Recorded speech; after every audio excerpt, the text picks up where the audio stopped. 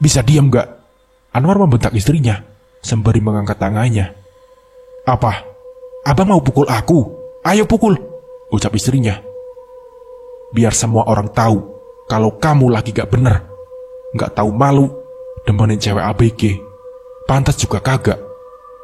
Anwar menarik tangannya yang hampir melayang. Karena tiba-tiba seorang gadis belia lewat di hadapannya, yang tak lain adalah Sundari.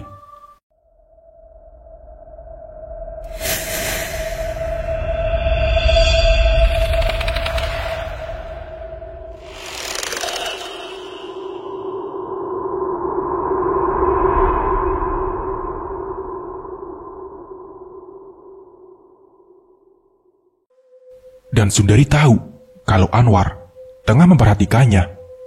Maka dia pun sengaja membuat gerakan yang kemulai untuk menarik perhatiannya. Langkah kakinya dibuat perlahan, sehingga pinggulnya pun ikut bergoyang menggoda mata Anwar yang sejak tadi enggan berkedip. Sundari, kamu mau kemana? Tanya Anwar tanpa menghiraukan istrinya yang masih gregetan.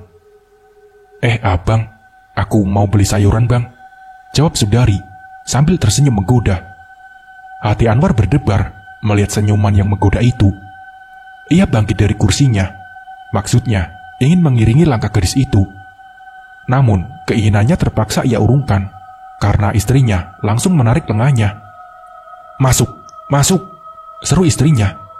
Sundari melanjutkan langkahnya menuju warung. Dan di warung, hampir semua mata yang kebanyakan kaum hawa itu memandang dengan takjub dengan kecantikan yang dimiliki Sundari. Bahkan seorang ibu sampai berdecak kagum. Gak nyangka ya, kalau ibu bidan mempunyai keponakan secantik ini. Pantasnya sih artis tuh anak. Lihat saja penampilannya asal, tapi tetap mempesona. Iya enggak? Ucapnya. Benar tuh bu, jangan-jangan dia memang artis kok, timbal ibu yang lain. Maaf ya ibu-ibu, lagi ngomongin aku ya. Aku orang biasa aja kok bu, hanya gadis desa yang kurang bergaul. Aku juga baru pertama kali datang ke kota ini. Jadi aku minta maaf kalau sikap aku ini dianggap kurang sopan. Sundari memotong kasak-kusuk ibu-ibu itu. Oh, enggak kok Neng, saya enggak bilang begitu. Saya sangat senang kalau Neng betah tinggal di sini, ucapnya. Ngomong-ngomong, si Neng ini sudah punya pacar belum? Tanya ibu yang sedari tadi dia memperhatikan Sundari. Kebetulan belum laku bu, balas Sundari asal saja. Kebetulan ibu punya anak lelaki. Dia bingung mau cari istri. Kayaknya sih cocok kalau sama si Eneng. Anak ibu namanya Haris.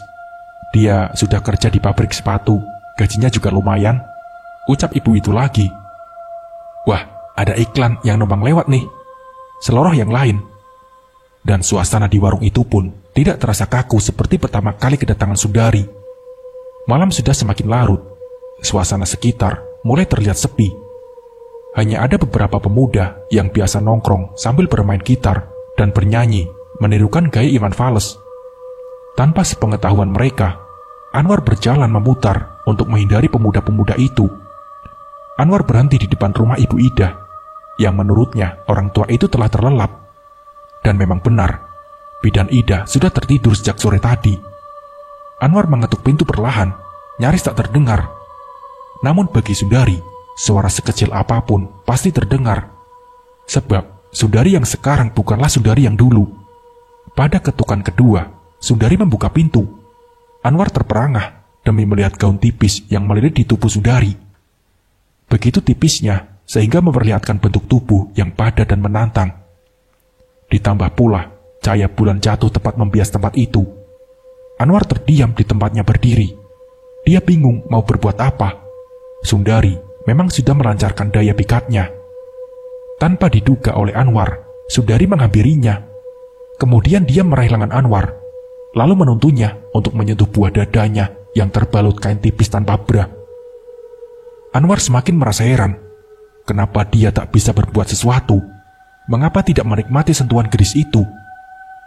Jangan di sini kita melakukannya. Aku takut ada yang melihat kita, Sundari berbisik di telinga Anwar. Dan Anwar hanya mengangguk saja. Sundari mengajak Anwar melewati sebuah jembatan penyeberangan. kemudian menelusuri rel kereta api. Dan mereka berdua sampai pada sebuah dipo kereta api. Ada sebuah gudang tua, tempat penyimpanan alat-alat kereta yang telah usang. Dan Sundari mengajak Anwar, yang sudah dalam pengaruhnya, masuk ke sebuah kamar bekas penjaga gudang. Di sana, masih terdapat belai-belai dari kayu yang masih terlihat baik. Sundari langsung menjumbu Anwar, hingga laki-laki itu kembali normal.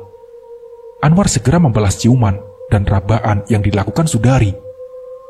Sundari membuka gaun tipisnya dan meletakkannya pada balai-balai kayu. Kemudian, dia merengkuh tubuh Anwar dan mempertali kancing-kancing bajunya dengan kasar. Sundari mulai merebahkan tubuhnya. Dan tak sabar, Anwar ingin segera menindihnya. Namun jari telunjuk Sundari menutup bibir Anwar yang sudah ingin melumatnya. "Sabar dong," bisiknya, membuat gerakan Anwar terhenti. "Kalemlah bang, aku akan memberikan pelayanan khusus buat abang. Tapi sebelumnya abang harus menjawab dengan jujur pertanyaanku." Sundari menatap tajam pada bola mata Anwar.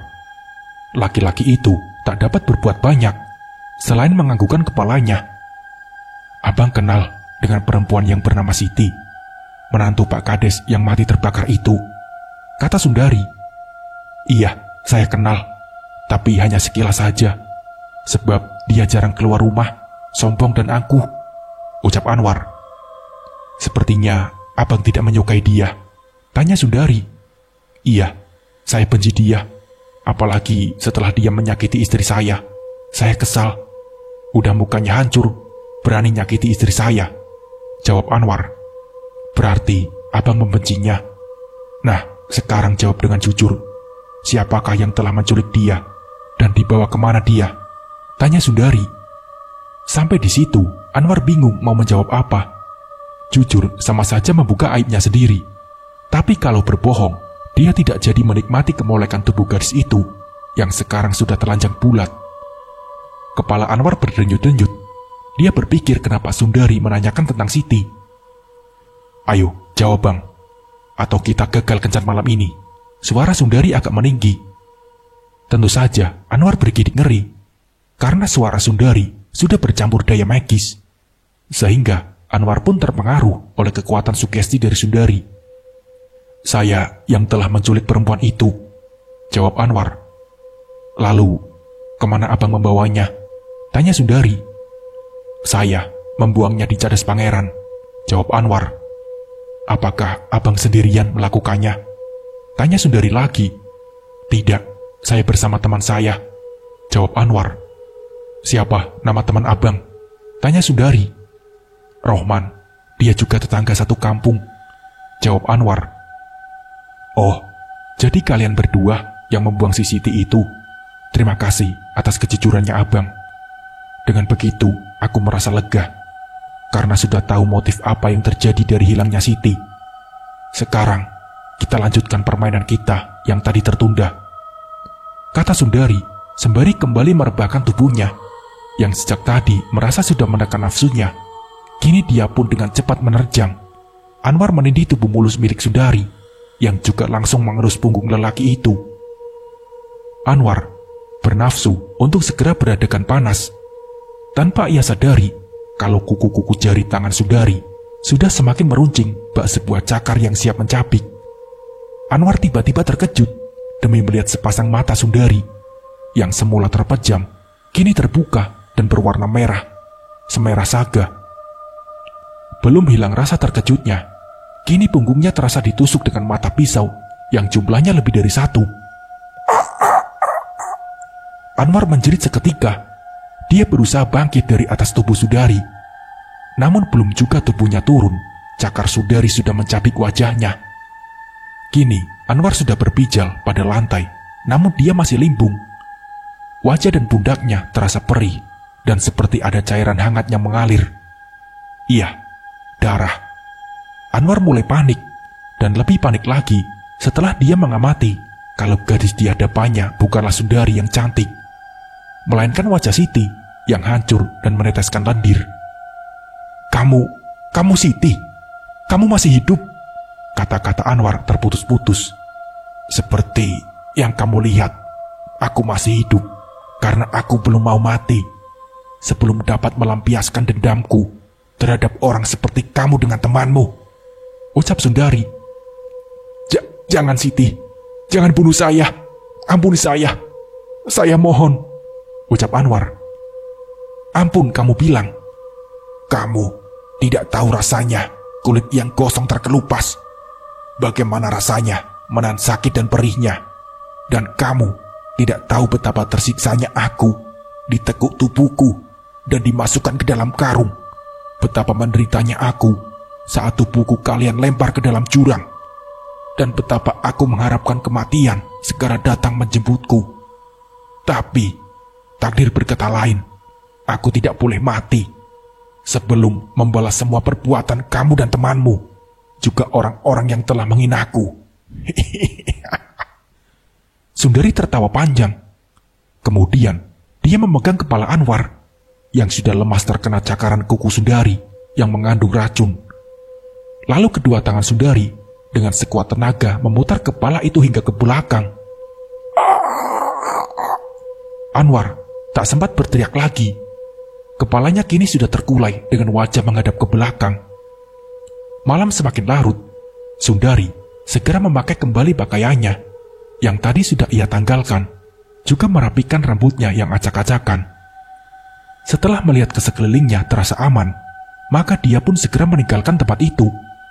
Beruntung sampai di rumah Ibu Ida masih terlelap dalam tidurnya.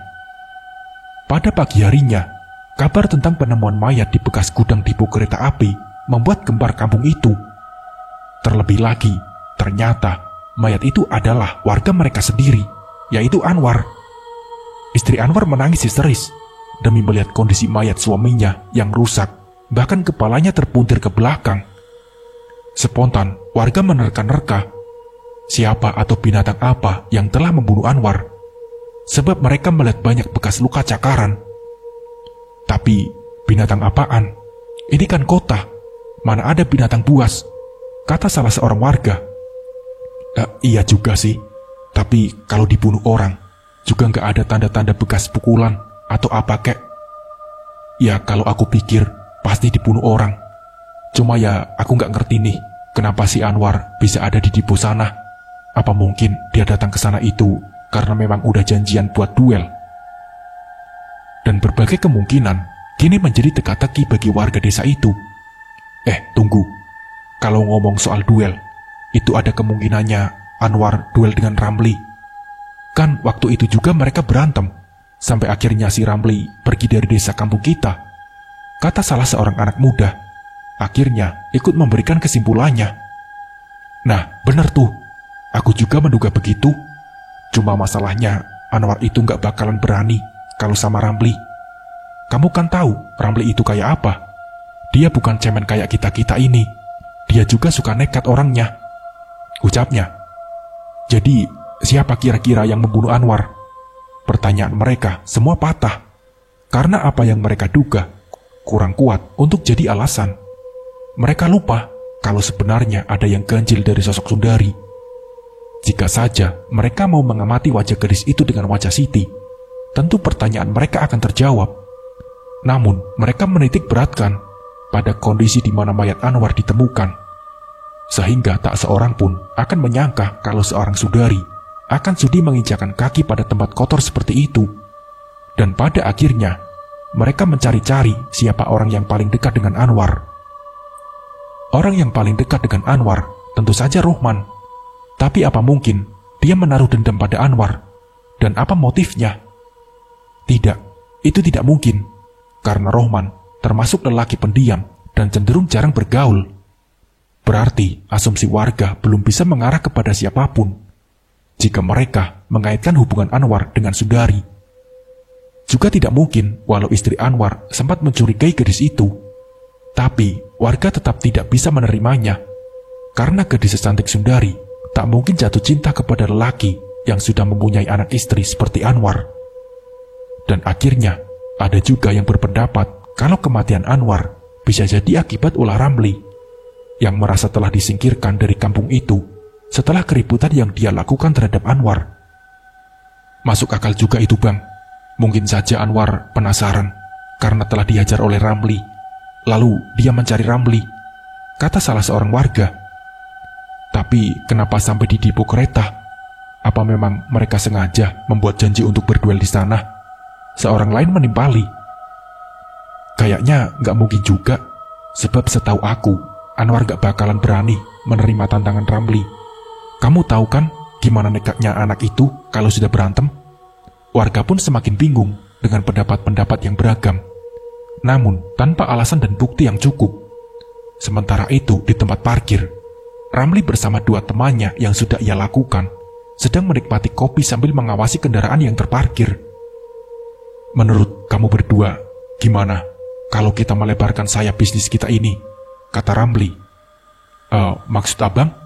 Tanya Cipeng. Begini, kalau kita cuma kerja parkiran saja, kan kurang penghasilan. Gimana kalau kita juga kuasai pedagang kaki lima yang ada di sekitar sini? Ucap Ramli.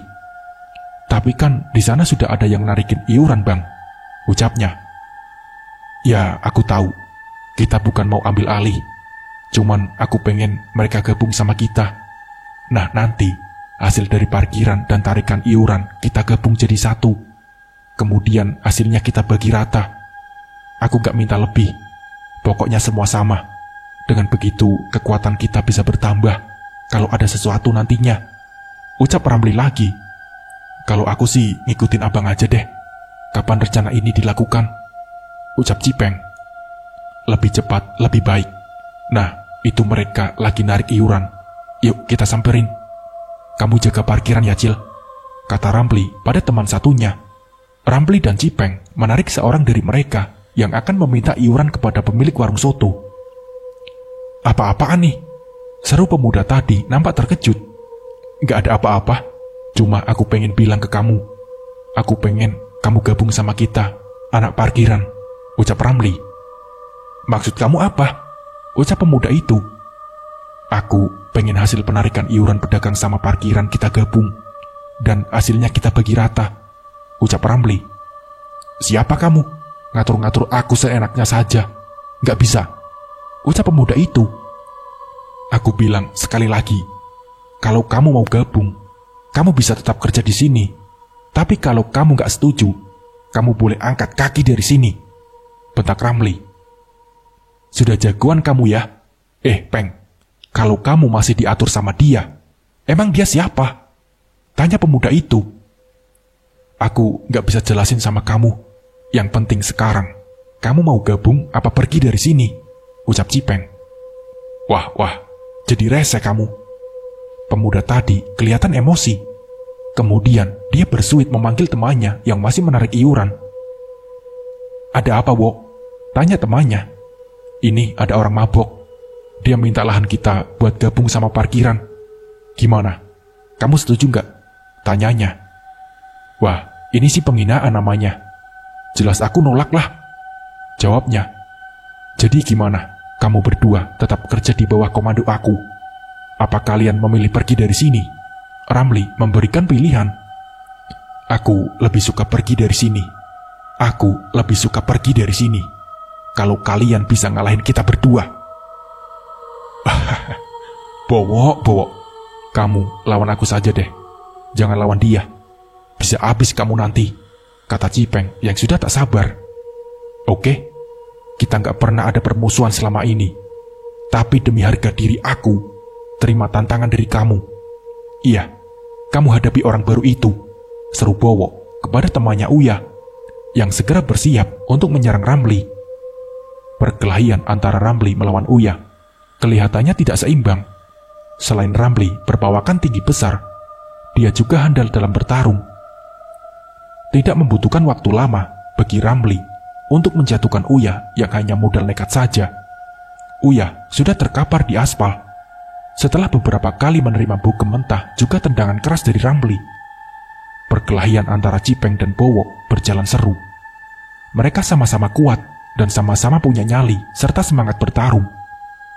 Keduanya terlihat keletihan, sama-sama mengeluarkan darah dari hidung mereka. Bowo terengah-engah, sementara Cipeng masih nampak berdiri walaupun tubuhnya mulai gontai. Ramli mendatangi Bowo yang terduduk lemas. Kemudian Ramli ikut berjongkok di hadapannya. "Jadi, sekarang bagaimana? Kamu masih mau kerja apa mending minggat dari hadapan aku?" kata Ramli mengancam. Dan tanpa diperintah lagi, Bowo dan Uya pun pergi meninggalkan tempat tersebut. "Nah, sekarang lahan ini milik kita. Mulai besok kita yang narikin iuran. Tapi kita perlu 1 orang lagi supaya bisa berbagi tugas," kata Ramli setelah perkelahian berakhir. "Siap bang, besok aku ajak teman. Kasihan dia sudah lama nganggur," ucapnya. Setelah itu, mereka pun merayakan keberhasilan mereka dalam merebut lahan iuran pedagang. 3 gelas kopi dan setumpuk gorengan mereka nikmati sambil mengawasi parkiran. Di sebuah hutan di bawah jurang Cadas Pangeran, suasana pagi itu terasa amat damai. Matahari baru saja bangkit dari peraduannya. Angin bertiup semilir menyejukkan. Suara nyanyian burung kicau menambah keasrian lembah itu. Sundari menuruni bebatuan untuk sampai ke sebuah sungai kecil. Dia merasa tubuhnya teramat letih setelah bertempur hebat melayani Gentapati. Pergumulan yang memakan waktu hampir semalaman membuat rambut Sundari terlihat kusut masai. Berkali-kali dia menggerak-gerakkan tubuhnya hingga bergemelutuk setiap sendinya. Kemudian ia mulai melucuti pakaiannya satu demi satu sampai telanjang bulat. Tangannya mulai menyentuh air sungai yang terasa masih dingin. Barulah dia mencelupkan tubuhnya hingga berendam untuk menyegarkan kembali gairahnya yang telah terkuras habis semalam. Sambil bermain air, Sundari pun bermain dengan alam pikirannya. Dia ingat Ramli, adik iparnya yang menghilang entah kemana. Di mata Sundari, Ramli adalah seorang anak muda yang punya jiwa pemimpin. Dia juga lugas dalam pergaulannya dengan sesama teman. Dia berani bertindak, membela siapapun jika menurutnya benar. Sosok Ramli memang berbeda dengan sifat kakaknya, Caraka, yang lebih banyak merongrong keluarga dan cenderung manja. Dan sifatnya yang berlebihan itu telah mengakhiri hidup diri dan keluarganya. Dalam hatinya, ia ingin mencari keberadaan adik iparnya itu, karena dia juga yang menyebabkan Ramli harus meninggalkan kampungnya. "Kasihan kamu adikku," batin Sundari. "Au!" seru Sundari. Seekor kepiting menjapit jari kakinya yang terendam dalam air, dan itu membuyarkan lamunannya pada sosok Ramli. Matahari mulai naik sepenggelahan. Sinarnya pun sudah mulai terasa hangat di kulit. Sundari kembali memakai pakaiannya dan meninggalkan sungai dengan aliran yang gemercik. Ibu bidan sempat menanyakan kabar Sundari, yang katanya mau menengok saudaranya di kampung. Padahal Ibu Ida, kalau Sundari sudah tak punya siapa-siapa lagi. "Aku masih ada kenalan kok. Dia tinggal di sekitaran Cadas Pangeran. Aku mencoba menemui dia. Barangkali dia ada pekerjaan buat aku, Ibu." Sundari menjawab sekenanya saja. "Kerja? Kamu mau kerja apa, anakku? Jangan, kamu tak usah kerja. Ingat anakku, Ibu sudah semakin tua dan hanya sebatang kara, sama seperti kamu. Ibu takut menjelang hari tua nanti tak ada seorang pun yang peduli pada Ibu. Hanya kamu satu-satunya harapan Ibu. Hanya kamu yang Ibu miliki. Ibu mohon padamu, anakku. Tinggallah di sini untuk selamanya. Ibu akan berikan semua yang Ibu miliki," ucap Ibu Ida. "Ibu, aku tidak akan pernah meninggalkan Ibu, karena Ibu adalah satu-satunya orang yang peduli dengan aku," jawab Sundari. Sundari memeluk tubuh ibu bidan yang nampak semakin tua. Orang tua itu pun balas mendekap gadis itu dan membelai rambutnya. Teror Siti Sundari. Malam itu, Ramli belum juga tertidur. Ia masih duduk sambil minum kopi di teras rumah kontrakannya yang sempit. Sesekali, dia memainkan asap rokoknya, membentuk bulatan-bulatan kecil, membesar, kemudian memudar, dan lenyap di hembus angin malam yang mulai menusuk tulang. Pikirannya menerawang jauh, melampaui masa-masa di mana dia hidup tenang sebagai anak seorang kepala desa. Dia begitu dihargai dan menjadi kebanggaan teman-teman seusianya. Dia juga yang selalu dijadikan andalan dalam setiap keributan antar kelompok pemuda kampung. Karena memang Ramli termasuk anak muda yang bersikap arogan. Namun terkadang dia juga dicap sebagai biang kerok kampung, sebab sifatnya yang keras dan selalu egois. Tiba-tiba, dia teringat akan kakak iparnya yang telah sekian lama tidak pernah ada kabarnya. Ramli merenungi nasib buruk yang telah menimpa satu-satunya keluarga terakhir yang ia miliki. Entah kenapa, malam ini dia begitu merindukan sosok seorang kakak yang berhati lembut. Namun sayangnya, dia hidup terkurung dalam ketidakberdayaan, karena dia memiliki suami yang tak bisa memberikan kebahagiaan padanya. Ramli seperti merasa ada perasaan lain yang tiba-tiba menyeruak merobek kenangan lamanya. Dia ingin mencari keberadaan Siti, tapi dia tak tahu kemana harus melangkahkan kakinya untuk mencari jejak perempuan itu. Dan hanya satu orang yang masih menganggap keberadaan Ramli, yaitu Bidan Ida. Selebihnya, tak seorang pun yang mengharapkan keberadaan pemuda itu. Keesokan harinya, sore itu, Ramli menyusuri jalan kecil di kampungnya. Dia sengaja menempuh jalan, atau lebih tepatnya gang-gang kecil, untuk mencegah bertemu dengan teman-teman lamanya. Dia tahu kalau kini teman-temannya tak lagi peduli dengannya. Untuk terlihat tak terlalu mencolok, dia mengenakan topi yang hampir menutupi sebagian wajahnya. Setelah melewati beberapa kelokan, akhirnya dia sampai di depan rumah Bidan Ida. Kebetulan Ibu Ida tengah duduk di ruang tamu. Sehingga begitu melihat ada orang yang datang, dia segera menyambutnya. Betapa terkejutnya Ibu Ida melihat siapa yang datang. "Ramli?" tanya Ibu Ida, seperti tak percaya melihat pemuda di hadapannya yang ternyata Ramli. "Iya Ibu, saya sudah lama nggak melihat Ibu," balas Ramli sambil mencium tangan Ibu Ida. Ibu Ida tertegun melihat sikap Ramli yang mencium tangannya, sebab Ibu Ida sudah tahu betul sifat pemuda itu, sombong dan urakan, tak ada tata krama. Ibu tua itu pun menyuruh Ramli masuk, kemudian pergi ke dapur, dan tak lama kemudian Ibu Ida kembali bersama seorang gadis dengan membawa baki berisi gelas air minum. Ramli yang sejak tadi memandang kosong pada langit-langit kamar, menjadi terhenyak demi melihat seorang gadis cantik yang segera meletakkan baki. Mata Ramli tak berkedip memandangi wajah gadis di hadapannya yang tersenyum manis kepadanya. "Apa kabar adikku?" Gadis itu menyapa dengan lembut. Dia menghampiri Ramli dan memeluk pemuda itu.